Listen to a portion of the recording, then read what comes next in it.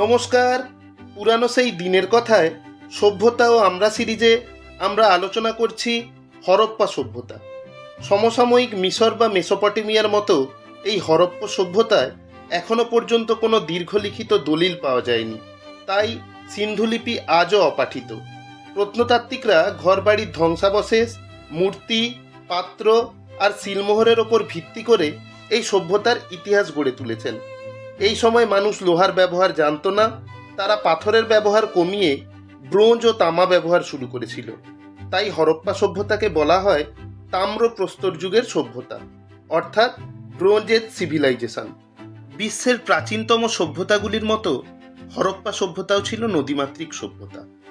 আয়তনের দিক থেকে এলাকাটি প্রাচীন মিশরের চেয়ে 20 গুণ এবং যুগ্মভাবে মিশর ও মেসোপটেমিয়ার চেয়ে 12 গুণ বড়। এটি হলো প্রাচীন বিশ্বের বৃহত্তম সভ্যতা। হরপ্পা ও মহেঞ্জোদারোর শহর ছিল পরিকল্পিত।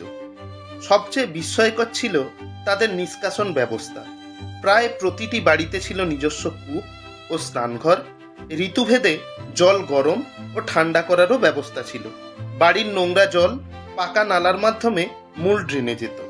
খনন কার্যের ফলে মহেঞ্জোদারোতে সভ্যতার 9টি স্তর এবং হরপ্পায় 6টি স্তর আবিষ্কৃত হয়েছে। উপরের স্তরগুলিতে নগর কর্তৃপক্ষের অপদার্থতার ছাপ স্পষ্ট।